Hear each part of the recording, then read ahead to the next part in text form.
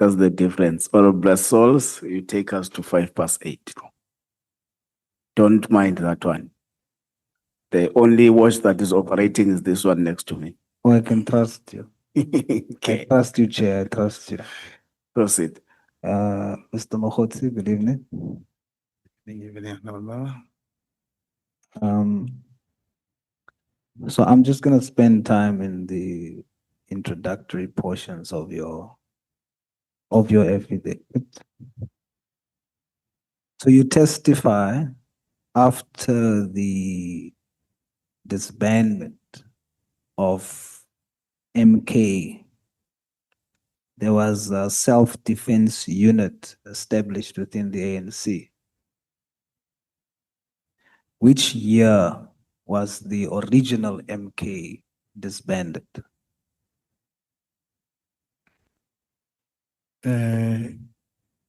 I'll presume it was 1993. It's just that the release of Mandela, all political parties were unbanned.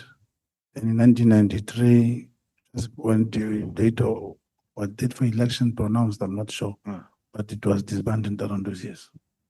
So if the original MK was disbanded in 1993, then you did not join the original MK. Definitely, it was the self-defense. We didn't even know that it belonged to that MK. We realized when the MK members starting to work with us. So you are not an MK operative. No, it's working with those who are operatives who will kind of show us certain things. Can call it a bit of training, but I never went any uniform. I never saluted as an MK of that sort. Yes. So what is the difference between the original MK and this self-defense unit? It was mostly controlled by members of the MK, this self-defense, and it was in many parts of the country, including here in Soweto, Tembelihle, the other places here. And majority of this self-defense unit would get mandate from, I'm talking of those older people than us, would get the mandate from this MK. And a part of the young comrades who were with us, they also got to come and work at Cell House, assisting who were in the self-defense, but I never worked in the self-defense. But what was the difference between the two? Mkhonto Wesizwe, we're talking of Mkhonto Wesizwe. Yeah, the It original. was established in 1961, back there. And the one we're talking about, the one... Yes, no, in functionality. What No, was, that was a military. It was a military wing. and of the this one African that you were National part Congress. of the... It was just the recruitment of young people, even though there were people who used to carry guns and to calling themselves SDUs. But it wasn't as serious as... No, they never even wear the uniform. Right. Yes. So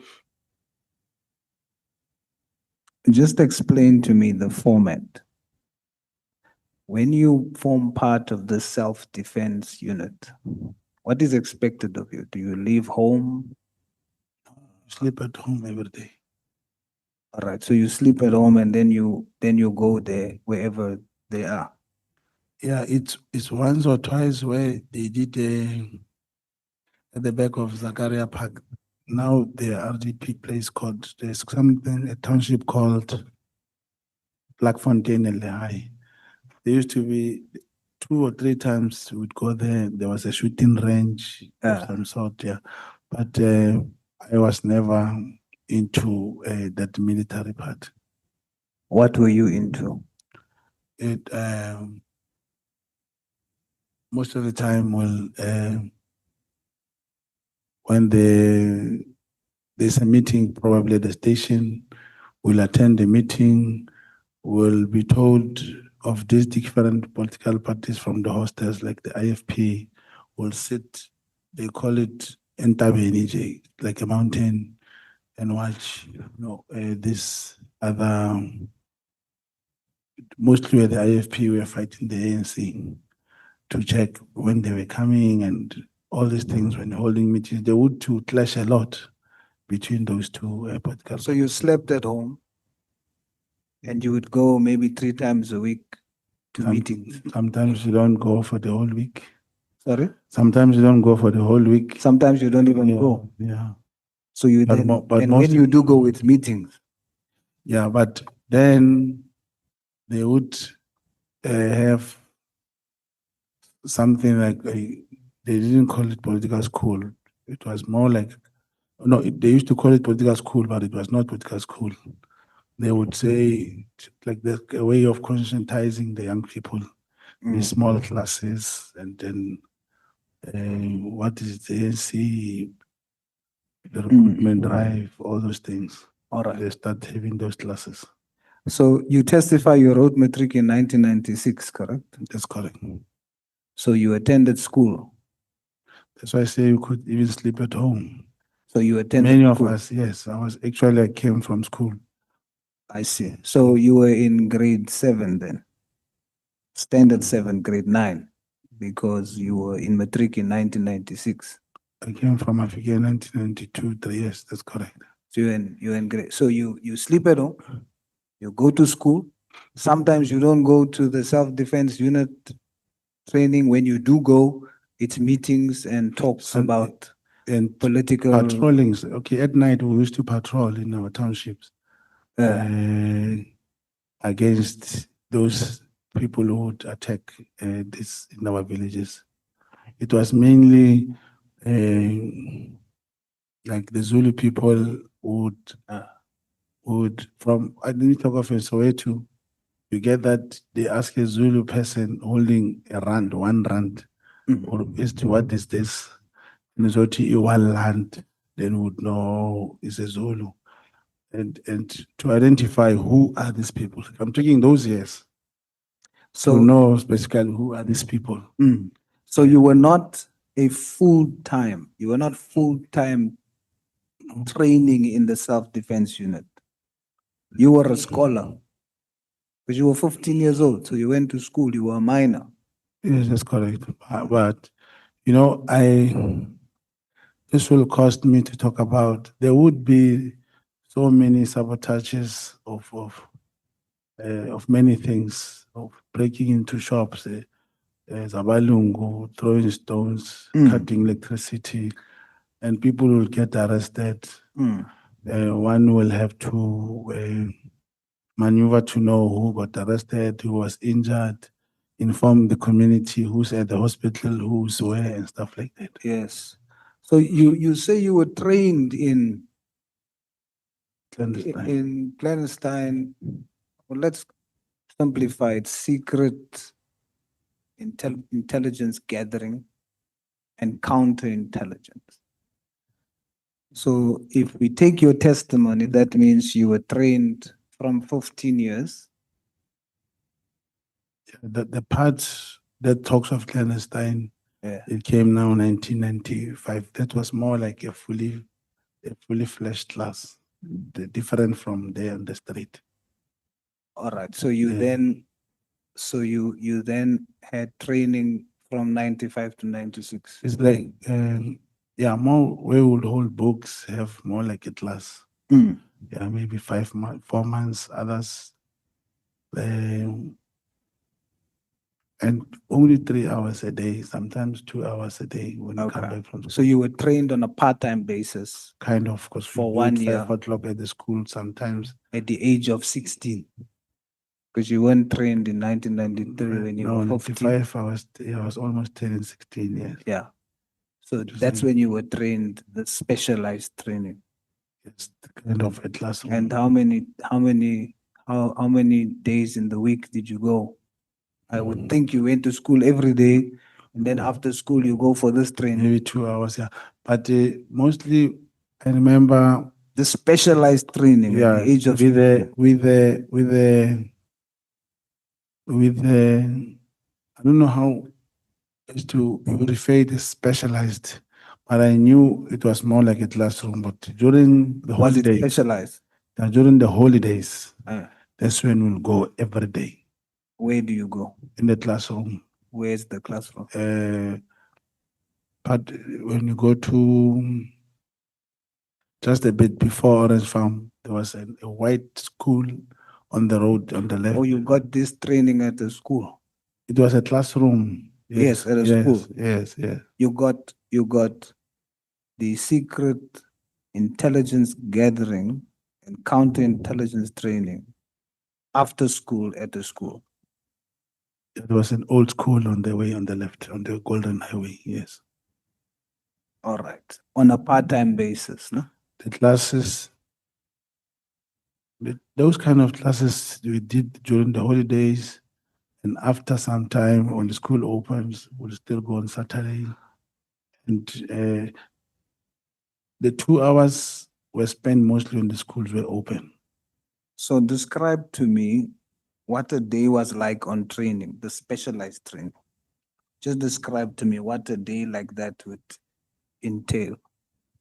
A day in terms of what is written on the board, what is on the chalkboard. Yes, you are now on specialized training now.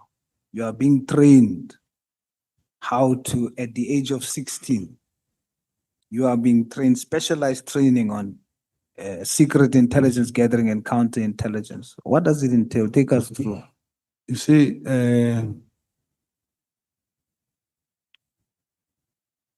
to be taught on such things, obviously they came with smaller and a booklet typed.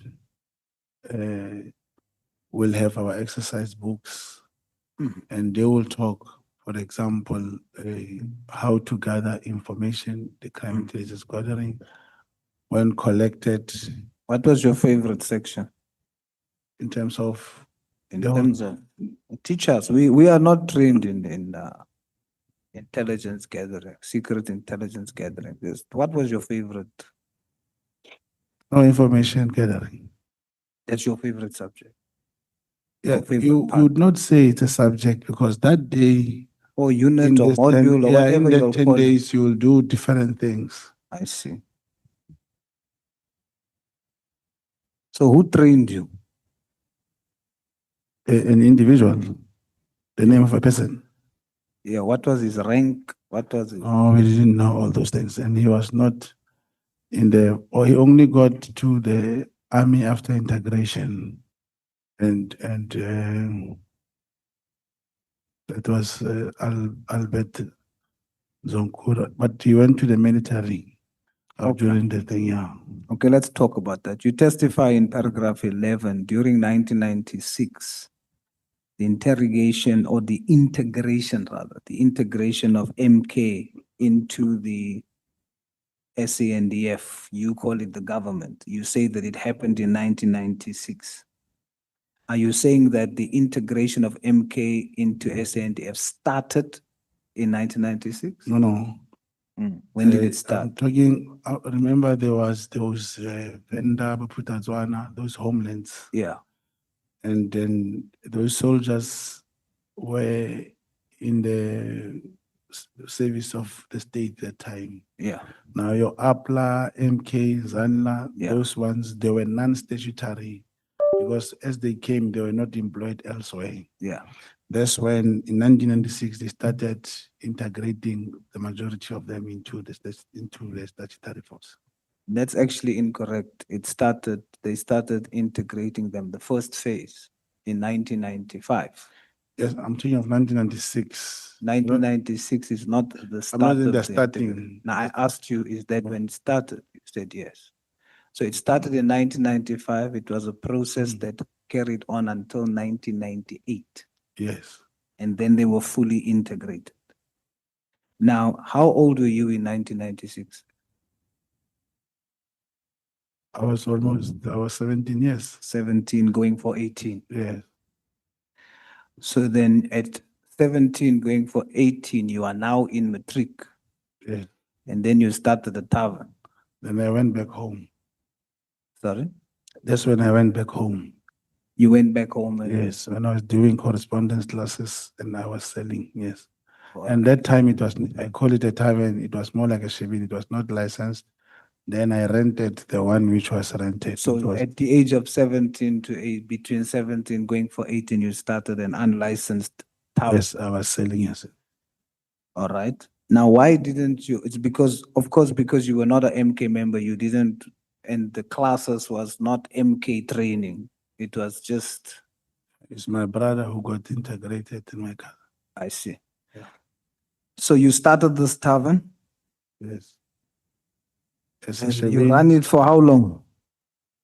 more than almost 2 years. Then I rented, the first one was just shipping.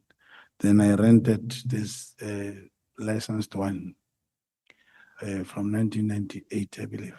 Yeah. Yeah. So you then, you're now in, you start the tavern, you run the tavern until when? Till today. Till today? I never, then I opened another one. I had a bottle see. store. Yes. So your core business is it Yeah. licensed now? All of them are licensed. So your core business is running tavern. It's liquor business, yes. I did attempt the wholesale, people were buying from me. And ever since it closed closed during Yeah. COVID, I never opened again. So now in paragraph 12, you say, while I was at the MK Self-Defense Unit, I gained a lot of experience in clandestine gathering of intelligence and the practice of counterintelligence. Yes. You say a lot of experience. Yeah. So what did you actually do between the age of 15 and 22 years of age in 1999 that gave you a lot of experience, not training, Knowledge. experience in secret intelligence gathering and counterintelligence? Yeah. A lot. Yeah, I hear the word a lot is emphasized. To me, it was a lot, probably. That's where the word which was said here, that I became. Those years used to be called Impempis. And I was so much involved and for giving of information to the police and all those things. A lot. And I would, So your experience is in giving information. I'm talking that time. Yes, we talking Yeah. that time. Yes, I was. Because in paragraph 12, you say in 1999, so now you're working back, you have a lot of experience Yes. in intelligence gathering and counterintelligence. A lot Yeah. of Yeah, experience. you see, honorable member, the moment there's a plan of a robbery and the information reaches the police, whatever action that they take is to counter the intelligence of the criminal. Yes, but you see where we're getting to now Yes, I get. is you claiming specialized training. And Yes. I want to understand this training that you got, now you have a lot of experience. Yes. So out of between 1993 and 1999, 3 out of those years, you were learning.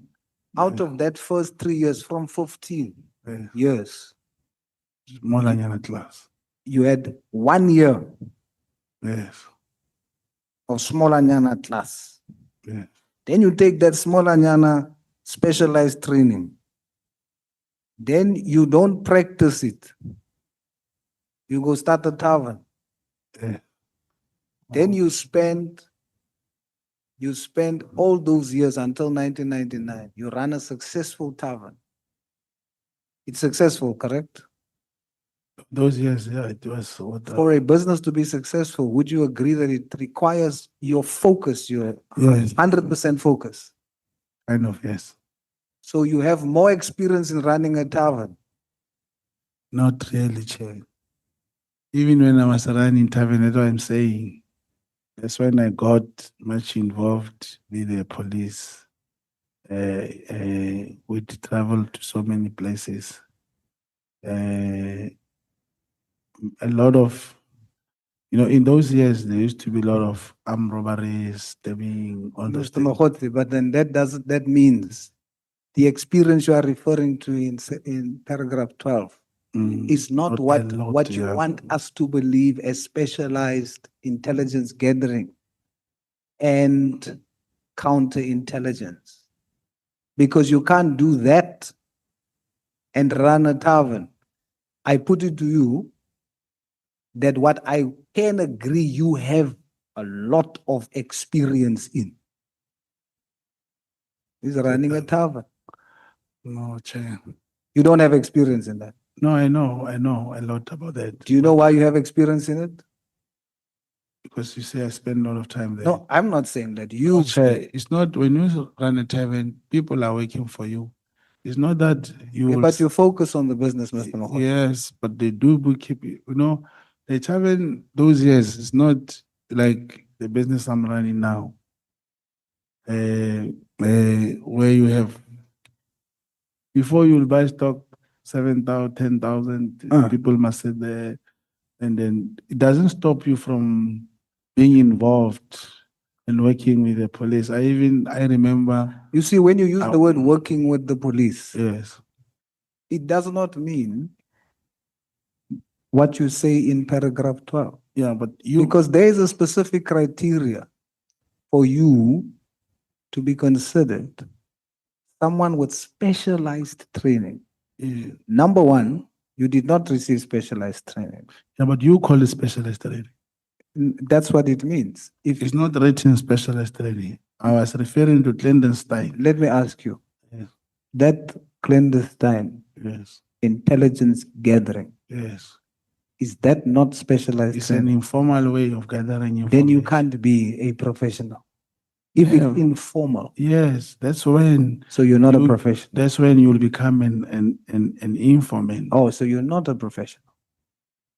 No, you cannot say an agent, a contact agent is a professional. You must have Agent. specialized training No. to investigate. You can't have informal training. But I'm glad you admit you are not a professional. Yes. Did Chair. not get specialized training. Come and tell you what you did get. Yeah, the specialized training will be those police who will be taken to basic training 6 months, 9 months. It's not there's no agent. So who you has can't that. say you have experience in that. Yeah, Under maybe the wording, yes, you can correct me on the not the wording. wording. You try to make us believe that you are in this special arrangement because of your vast experience. You don't have experience in that. It's not the misuse of words. It's intentional misleading. I'll tell you what you have training in. You were not part of something that specialized for intelligence. You were part of a youth empowerment program for young people, an after school program. That's what you were. Yeah, you may call it that way. No, but it's not may, it's your testimony. You say you went to school correct. Chair. as a young person, That's correct. come home from school, Yes. go to the self-defense unit Yes. after school, and some weeks you don't go. That's correct. So when I say you were not part of some specialized, Training, yes. what you were part of was an after school youth empowerment program. Yeah. You may refer that way, Chair. It's correct. Correct. Yes. Then Now, furthermore, may just go to Chair that I believe, as we are talking, one get tempted to say, this and this happened and I can prove. So I'm so eager that the chair in the letter, I believe the committee must obtain my file. In that file, you will arrive at the conclusion. I'm using what I have before me. Yes. I'm using words that you stated under oath. Yes. You wanted to make us believe that you have this specialized training. You don't. Yeah, And that's what I'm trying to say to you. Right. So you just participated in an after school youth empowerment program. Secondly, the only experience, a lot of experience that you have is a tavern owner.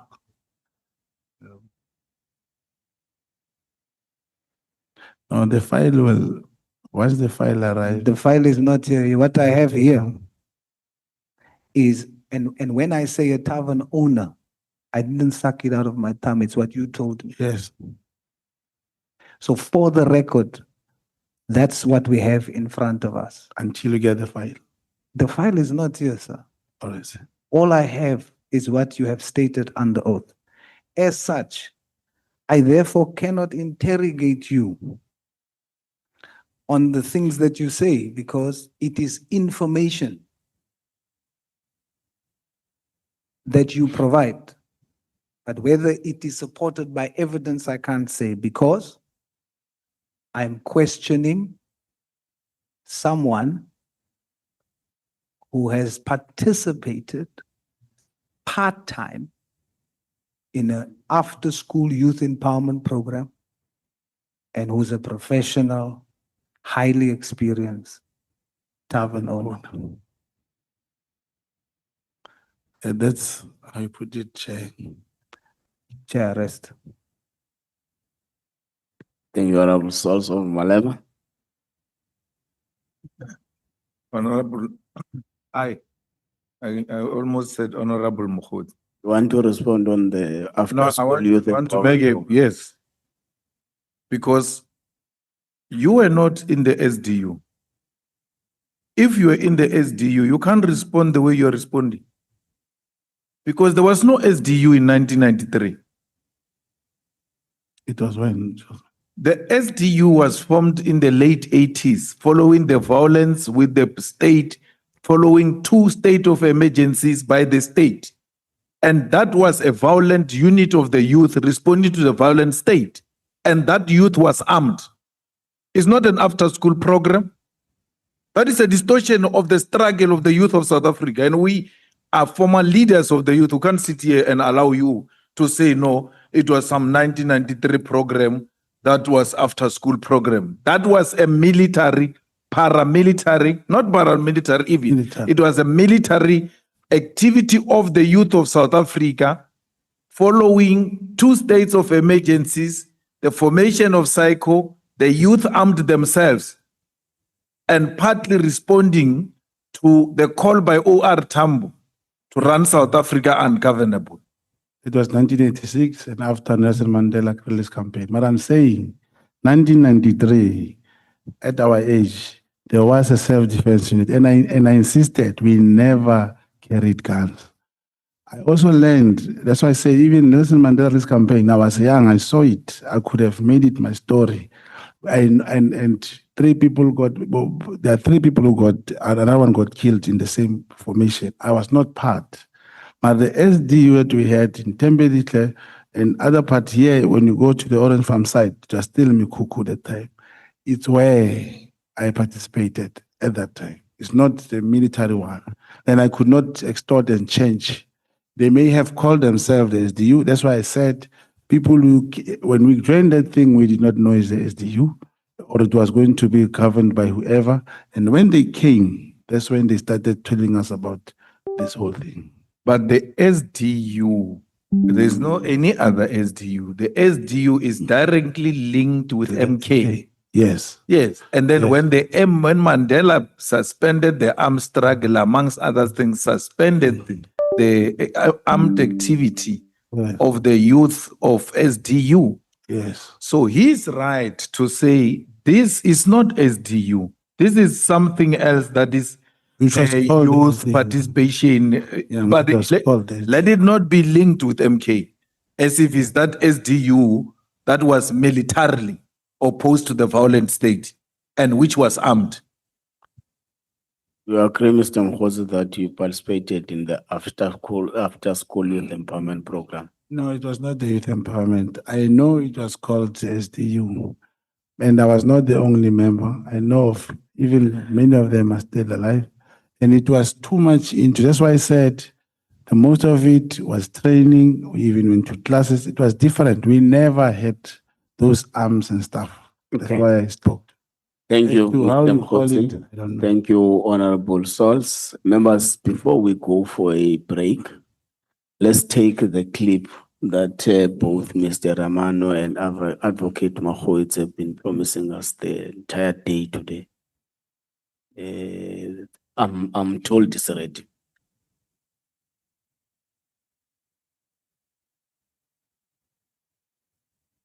their view. When Checkpoint interviewed Brown Mogotsi in July, he proudly disclosed his 2023 legal battle with the health department was funded by Vusi Musicat Matala. He never told me in advance, well, Baba, be careful.